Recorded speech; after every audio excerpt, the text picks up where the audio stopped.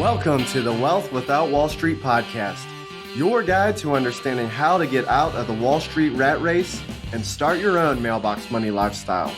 Now, don't let these handsome Southern draws fool you. These financial minds are teaching our country to enhance savings, increase cash flow, and create passive income, all without the help of Wall Street. Are you ready to break through? Now here are your hosts, Russ Morgan and Joey Murray. Welcome. This is the Wealth Without Wall Street podcast. Your host, Joey, the Italian Stallion Murray, joined as always by my good friend, Russ, the idea guy, Morgan. Russ, I am feeling so generous today. Can you imagine? Take me to lunch. It's on me. I mean, we just spent 30 minutes with Maher, the king of generosity. It's rubbed off on me. Well, good. We need that, Joey. I need you to be generous. You're already generous, but there's some things that I think you're going to take from listening to this interview that has really shaped the way you and I look at business. But I will say, it's been probably 8 years since we went to a workshop with Maher. Yeah. And there's some things that I need to go back and reapply. I felt like this was somewhat like a little bit of a counseling session for you and I. So if you're in a business where you're trying to get referrals and grow in a business. I think that's what we're all trying to do. We're trying to grow a business. And you've struggled with the best way to do that. This is going to be a podcast you're going to love. Yeah, I mean, we all have those really terrible stories about referrals. In fact, I'm going to share with you probably the worst in history real quick. I remember. It wasn't me, right? This is not when you were a client of mine. No. Okay, no, good. No. All right, I was just out of college. I was starting the mortgage business. If anybody knows what that's like, you're literally wondering if you can pay for a candy bar the next month, right? I mean, nothing is guaranteed. Everything is commission. And lo and behold, I get a referral from a friend to a guy who sells insurance. Is this Needle Nose Ned? Oh, it might as well have been his much more aggressive older brother. Okay. I mean, this guy walks in and he is just power suit, just trying to come in and trying to take over. And, I just don't feel good with that. Like, I don't know anybody that loves being in that position. And so he goes on and on and on. And I'm like, okay, look, I don't have any money. This is not a good fit. You're going to have to move on. And yet he's sitting across the table from me. I'm sitting behind my desk and I'm like, what's he about to do? He comes over, he says, well, who are 5 people that I can call with your recommendation?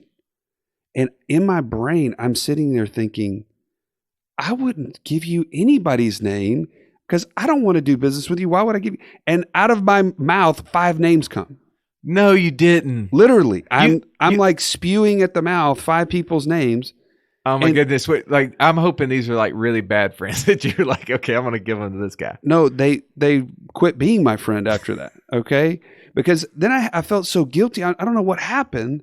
I literally start calling them up and saying, "Dude, I am so sorry. I don't know what happened. This guy asked for names. I just gave him yours. Please forgive me. Don't call him back. He's a jerk." But that was him asking for referrals. So in my mind, I'm literally playing that back when it comes to, I should be asking for referrals right now, but I don't want to be that guy. You're starting to think like when I start asking somebody for referrals, do I sound like who wants to be that guy? Insurance guy. So, I mean, you're listening to this. Do you feel that way? I mean, we want to take that out of the equation. Well, and I think that's a big issue. I've always had some similar internal process there, a hang up, if you will, for asking someone to refer me to a friend, because I didn't want to be that weird, like and I wasn't verbalizing it, I was internalizing it. But whenever we were talking with Michael and he said, if you're having to ask for a referral, then you don't deserve it. Oof. And that's really, that hits home. Yeah. And I think that the basis of this interview that you're going to take away from listening to it is about generosity produces reciprocity. And that is one of those things that we can't give enough. We can't outgive.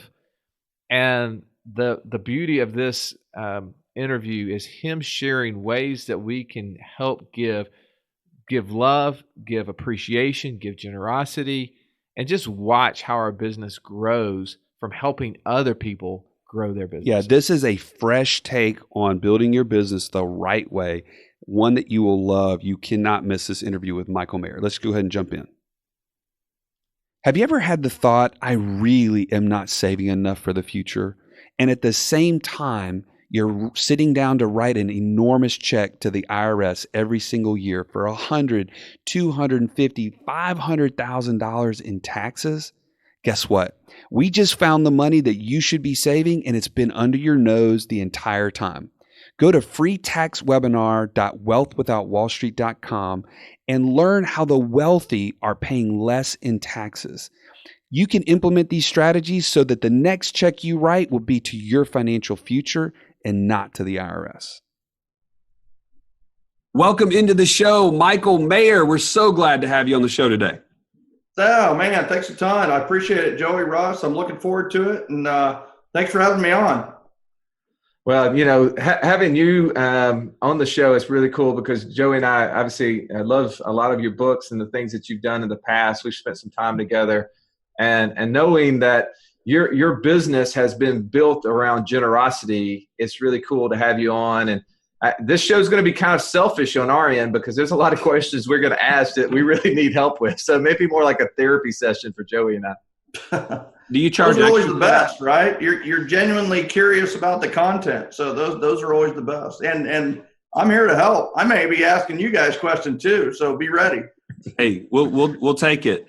I mean, at the end of the day, Michael, our client base, the people that are listening to this podcast, ourselves, we're all out for creating a business that we love, right? Mm-hmm. We want more referrals. That's kind of goes hand in hand because referrals are people that are more like us, more like the people we enjoy doing business with. And so that's really, partly of what we wanted to have you on the show is to help us to learn how to do that better, even for people like Russ and I who have read your book, 7L, and who have teaching the concepts. Yeah, teaching the concepts. Teaching the concepts. Yeah. And yet we still have some things, kind of standing in our way. So just for those that maybe aren't familiar with what we're talking about a little bit today, what would you say is the main reason that people don't have a referral-based business? They simply don't know the steps involved. They don't know how to do it, right? They have been taught to ask for referrals forever. And all that does is repel referrals. Our methodology is not about asking for referrals. It's about attracting referrals. And something that I say a lot is you have to serve to deserve, right? And when you ask for referrals, you probably don't deserve referrals, right? Because you're having to ask for them. You're going to be getting referrals and you're going to be earning referrals. And I think that's the serve to deserve is they want the reward without the give, right? They want the reward without earning it, and you have to serve to deserve. And also they bungle asking for referrals because they don't feel like they deserve referrals. So if they don't feel like they deserve referrals, then that whole thing comes out truly awkward. And the other part of it too is the person they're asking doesn't think the person deserves referrals. So I don't know anything about what you're talking about right here, Michael. Like I've never been in one of those situations, but for those of you that have been in that position, so you said something I actually want to bring back up, that the actual repel referrals. Mm-hmm. Okay. I have an assumption what you mean by that, but tell me more what you meant by that. So repelling referrals is those that have been in the common or traditional sales system for years. That has been about finding people, hunting them down, crushing, killing, hammering the jungle, and trying to close and overcome objectives and corner people until they are finally weaker than you and you can club them to death. So that repel, if you've been in that criteria for 10 years, then what happens is when you call, people don't answer, right? That's how you judge whether you are repelling people or attracting people is when you call, do they answer? Yeah. Well, right. So here's the thing. So for everybody who has not read your books and who hasn't kind of followed your story, give us some background, because you had a unique story when the market was crashing, the real estate market, because that's what your niche was. You were a realtor, and you speak to the realtor market, and you speak to all sort of business owners. But you actually had some really great success stories going back through the time that most people would think the real estate market was falling apart, but yet you were achieving unbelievable numbers. Over, if I remember the numbers right, over 500 referrals in 1 year, whether it was 2008, 2009, somewhere in that range. Help people understand like where this idea came from and how you developed it to where it is today. Yeah, so I'll do the kind of the short story is, I got into real estate and I didn't have a clue, right? They put you in a corner somewhere and they say, here's your phone, good luck. And I did try some of the traditional methods. I tried the cold calling, but the do not call list was established at that time, and they were establishing the fines for calling the wrong person, and it's a $10,000 fine for the wrong person. I didn't have $10,000 to pay, and I didn't really like what I was doing when I made those cold calls. So it was just so counter benevolent, right? It was just against my entire being to interrupt people at home and try to sell them something. And then I went to door knock, and I was door knocking, and I noticed every sign in the neighborhood had the same thing. And in fact, when I went back to our office, the sign on our office said the same thing, right? The sign on our office said no soliciting. And I was like, okay, does that mean for the people inside or for the people outside, right? So I didn't want to be a solicitor. Then I found out you can actually be arrested for soliciting, right? Wow. And then some of these neighborhoods you have to buy a soliciting. How great is that? I think I should sell soliciting licenses. That's got to be the best thing in the world, right? It's like that. I'm just going to quit everything and just like, hey, if you buy this license, you can solicit these neighborhoods, right? So that you can make nothing, but you paid me to make nothing. That's beautiful. Yeah. So then it was like email and the internet, and so they said, well, you need to email people, right? So I started emailing people, and I got a lot of responses. Unfortunately, it was mostly cuss words, and they were calling me a spammer, right? And they said, so I could, the first 6 months in the business, I was like, I could be a criminal and be fined $10,000, or I could be a solicitor, which is also being a criminal, or I could be a spammer. And those were my three options for real estate. Isn't this a great business? Yeah. So then I was playing softball, and one of my softball teammates needed to play to buy a house, and they didn't choose me because I was good.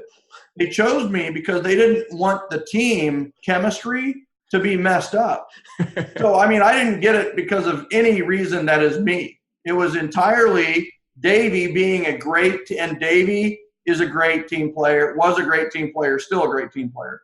And he was just like, my wife and I are looking, we'll use you because you're on the team. And it ended up, I worked with them, ended up, when you're new to the business, I had one client, right? But I told people two, because it was actually Davey and Vanessa. Right? So just by talking, I doubled my clientele. Yeah. But it was interesting is that, so I had a lot of time and not much money. So I had a housewarming party for them about 30 days after they moved in. And at the housewarming party, I got 11 referrals from neighbors. And then from my sphere, I actually got, because Davey was in my sphere. So when we invited the people to the party, I got 11 referrals. And that just shot me off to a whole nother. And I just said, from then on, I'm dedicating my life to repeat and referral, but mostly referral. Repeat in many ways is far easier to get because you've established, you've done, and in real estate, repeat is a 6 or 7 year process. So I really focused on referrals. And within 3 years, I was setting records in Kansas City. I did 187 transactions by myself. In my third year of real estate, netted $1 million, grossed over 1.35 million, did 40 million in sales. Never been done before in the Kansas City area.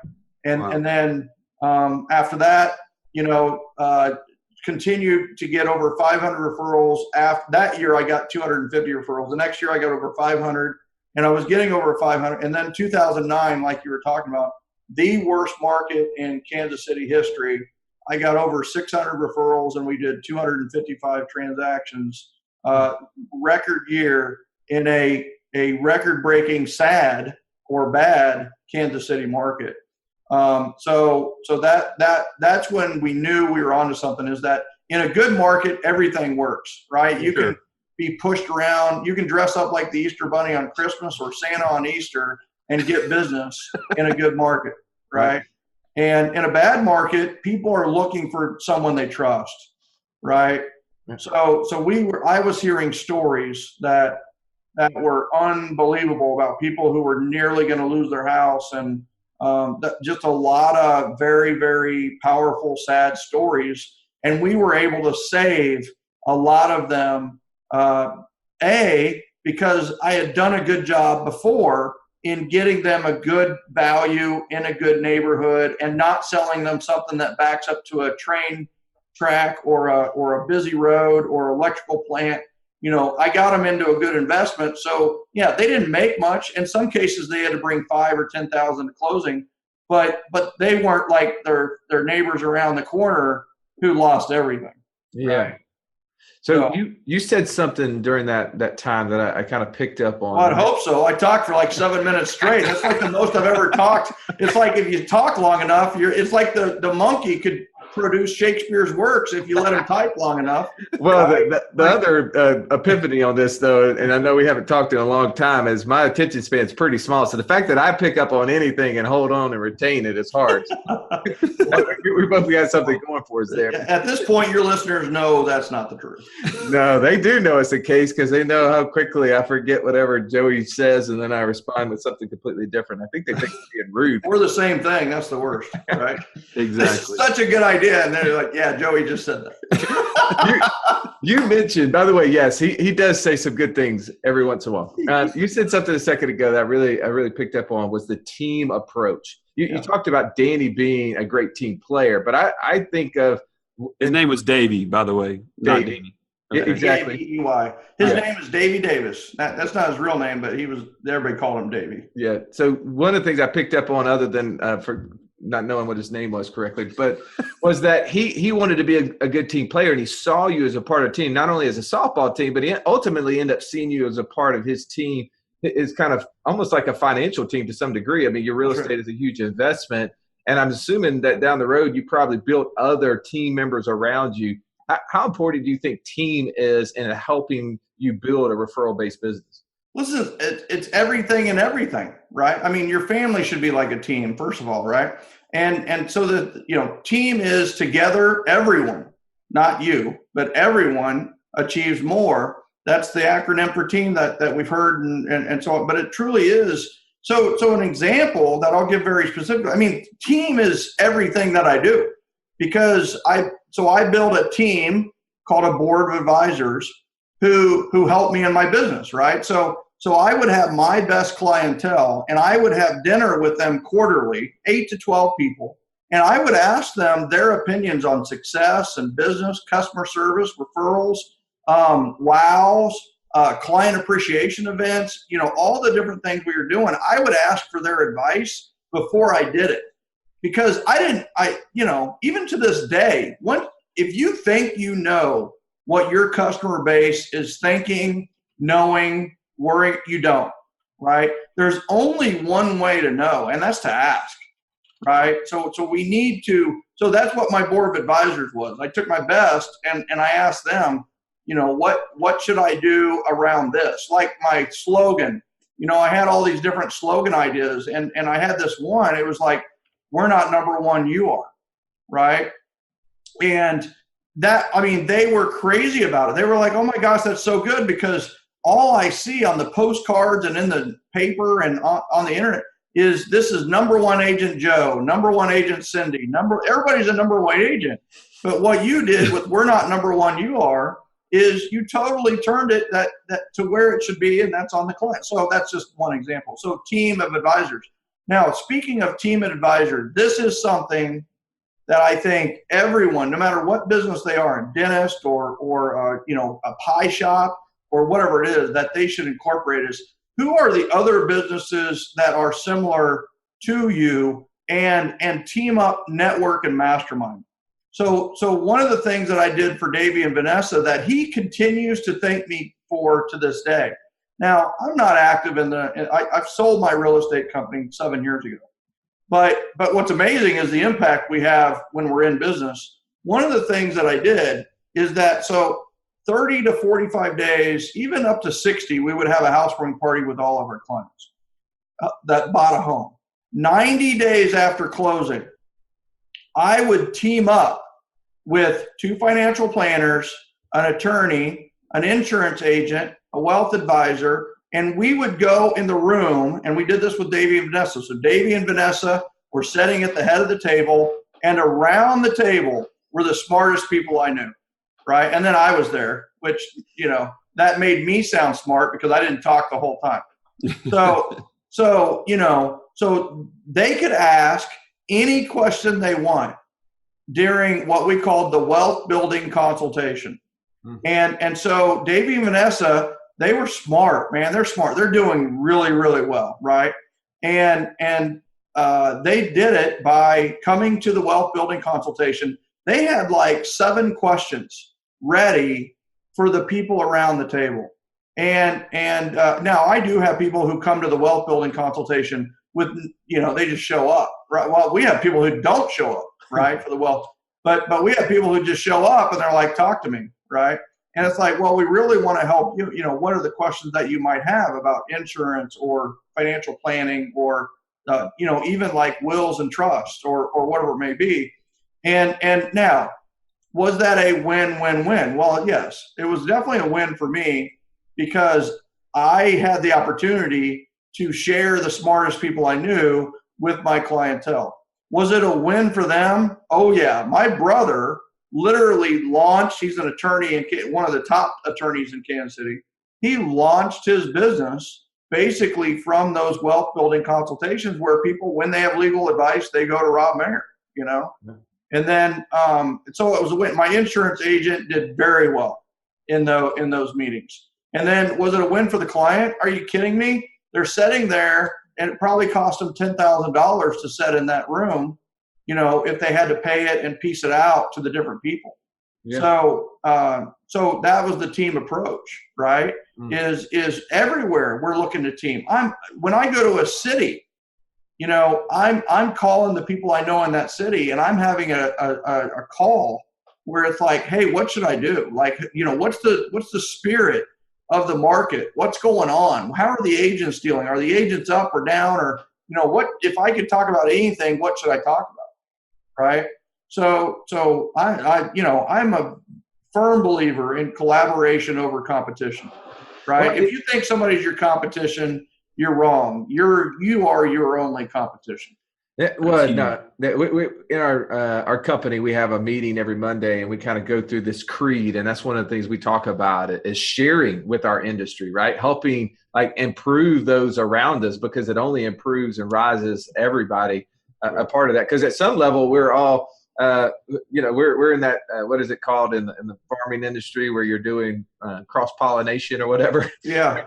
If the people around you are so bad, unfortunately, they're going to think of you as bad. They're going to think of you as a bad realtor, you as a bad financial person. Right. And so we want to improve that. And also, I love what you said there is that you were at that table to give, right? Because you'd already, that Davey and his wife already were customers, right? So at that point, you are no longer getting paid in the form of dollars. You may have got paid in the form of referrals. That's right. But the people around that table were getting paid if they did business with them. But you were there because you were adding value. You were not thinking of yourself in the silo effect.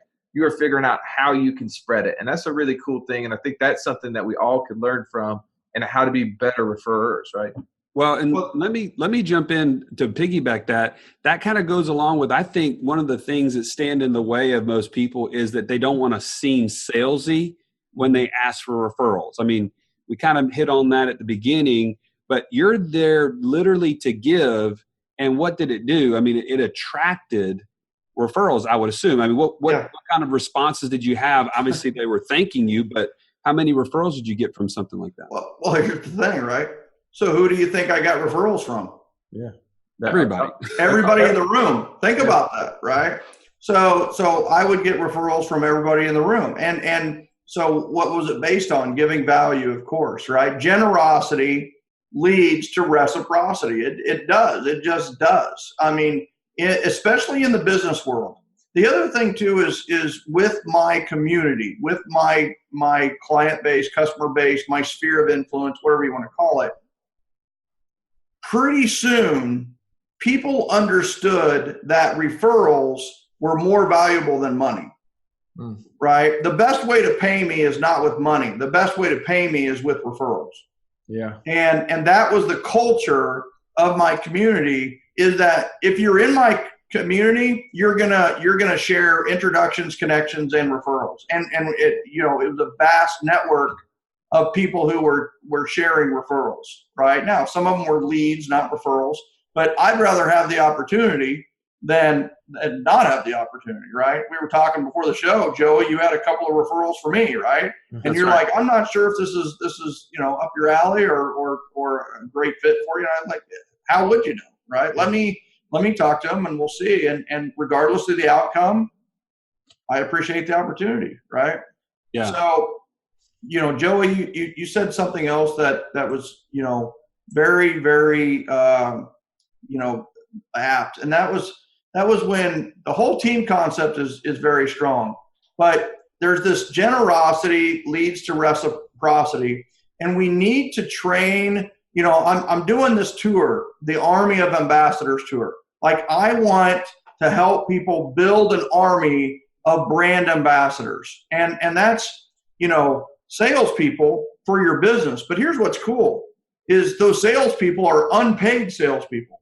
Like, so instead of building a sales culture where you are the salesman, build a culture where your customers are the salespeople.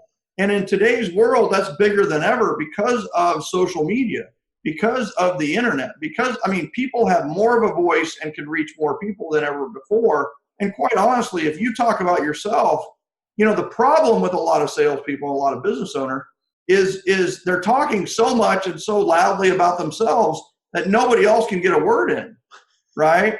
What we need to do is not talk a lot about ourselves and have a lot of other people talk a lot about us, right? And we deliver that through customer service and bringing a lot of value to people's lives, right? Well, I think you're absolutely right. We've had a podcast. I don't know if you've ever read the book, Building a Story Brand, but we had one of the co-hosts of their podcast, J.G. Peterson, on, and he talked about that we can't be, just like you talked about in the sign that you had, was that we're not number one. You are, is that we can't be the hero of people's stories. They have to be the hero, and us in the business world, sales world, whatever a business that we're in.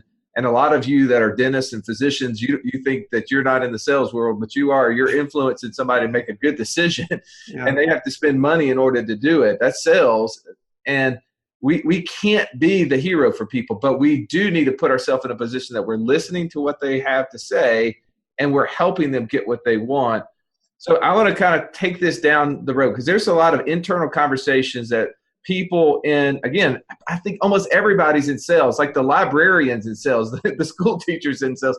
We have so many people that don't want to be in sales, but they are, whether they're good or bad at it. But if we're going down this path, a lot of times internally, we hate to be in that asking role. So I think one you talked about is that we got to give. We got to give more than what we receive. But at some level, we got to let people know that, hey, we are, that the currency, as you mentioned, is referrals. How do you introduce that? How do you start building that culture so that you can start receiving?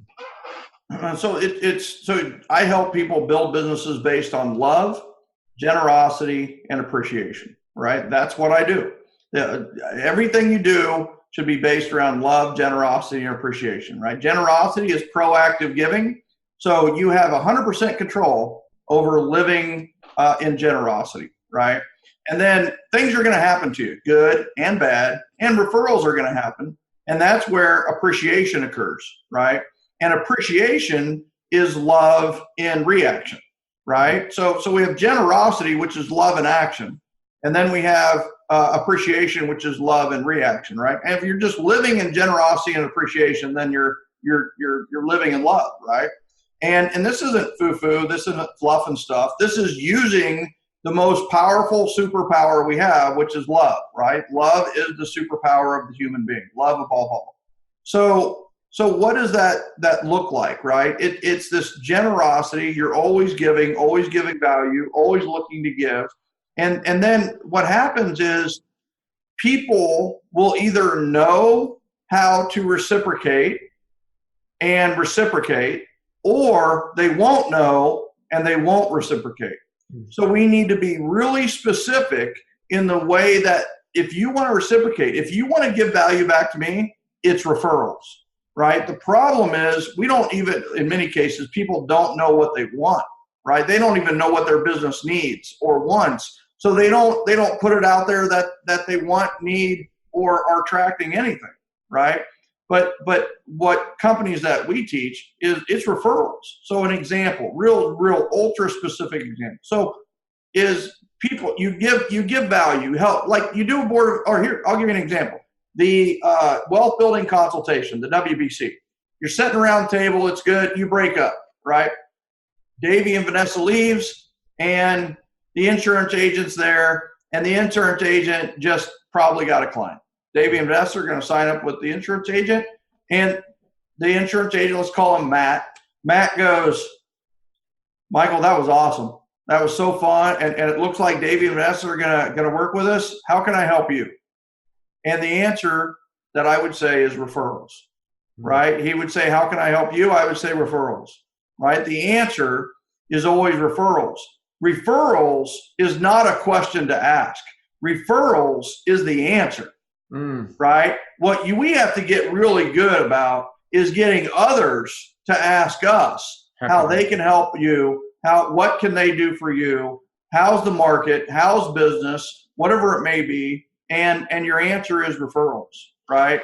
So we need to be, the power of culture is this one message, right? There's a power to the word, to one, right? One God, right? One voice, one answer. So that one answer in business is referrals. Like what is the one thing such that if you had them or got them would make everything else easier and or unnecessary? What would make your marketing budget unnecessary? What would make your advertising budget unnecessary, right? The answer is referrals, right? So all roads lead to referral. All answers are referrals. When people literally, they say, how's business? Referrals. And they're like, well, it's like, and I go, the answer is referrals. But the thing is that business is great, but unlike any business, if I have people who quit using my business, then I no longer have business, right? A business is a business. So you don't want to be out of business. So the way we do that is through referrals. So, thank you for asking. And I also want you to know, thank you for referring people, or people like you who refer me are why I'm in business. So right? Joey, I just made what I do for a living so much simpler. Michael, I've been struggling with this question for 10 years. Now it's, what do you do for a living? Referrals. Yeah. Isn't that the truth? In the line. So good. Isn't that the truth? Right. And then they're going to go, how do you do that? Or, is that far, what is a real estate agent? Well, I'm in real estate. Okay, good. I'll see you later. Right. Whereas if you say referrals, then it's like, that's interesting. That might actually be a win for the person asking. That's right. Yeah. They by the way, really can start helping them. By the way, let me just sum up what I think I just heard you say. The answer is referrals. That's it. Okay. Right? You could have summed it up easier. You could have just said referrals. Hey, but on a serious note, I want to point this out. And, Russ and I are unashamedly Christian believers. And I know I've always heard this from when I read your book to begin with, but for some reason it just kind of clicked that the love of Christ compels us to bring others to know him, to refer him. Ultimately, as cheesy as that may sound, it just kind of clicked. So if they feel the love of our business, they're going to refer us. That's right. And so anyways, it's definitely not on the same level. One's eternity and one is today. But I think that was just a really cool. So what if your business was so obvious that the love was there? right? I mean, that's the thing. It builds your business based on love, generosity, and appreciation, right? And if you have people who are not loving, not generous, and not appreciative, then get rid of them, right? Immediately. I mean, so we hire based on loving, generosity, and appreciation, right? What is an example of love? What is an example of you being appreciative? What's an example of you being generous, right? My son this weekend had an event where he did Toys for Tots, right? And he had a pajama day Polar Express party for his friends, and he pulled in 75 toys for Toys for Tot. He filled 2 gigantic boxes, and the Marine who picked them up said he just got back from Mercedes-Benz Atlanta Stadium, the full stadium. They got 6 boxes. And little Max Maher, 10 years old, got 2. So he got a third of the total of the entire stadium based on his own efforts, right? That's and it's amazing. like, listen, somebody's going to hire based on love, generosity, and appreciation, and he's going to have that story to tell. He'll have a lot of stories to tell. But So, Michael, we always try to be very practical on our show to give people a step-by-step, because everything is great in concept. Like we love to share concepts on this, but we also want people to be practically taking steps away.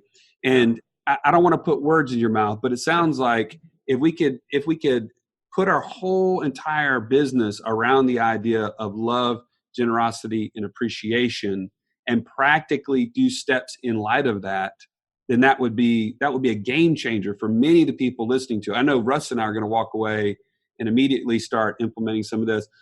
Anything practically around those that you would just tell people, hey, on the way out, this is what you should do? So this is a plug, right? Referrals podcast, we talk about this every single week, right? And the thing about Referrals podcast is that it is not philosophical. It is tactical, strategic, and practical. So I give a strategy every week, right? So that's the first thing. And then as far as like generosity and appreciation is so take one moment today and give, right? And you don't have to give money. What you could do is connect someone to another person. So think of someone you know that you could connect to someone else and connect them. Don't worry about the outcome. Don't worry about if they don't like each other or whatever. That's all on them, right? So first of all, act in the spirit of generosity and just give a connection, right? Or give a book, right? So one of the best things ever is you can go to Amazon and order a book for less than $20, have it gift wrapped, and ship it anywhere in the United States, right? Do you have any recommendations on a book that they could send, Michael? I don't know. Do you have any recommendations for a book they should send?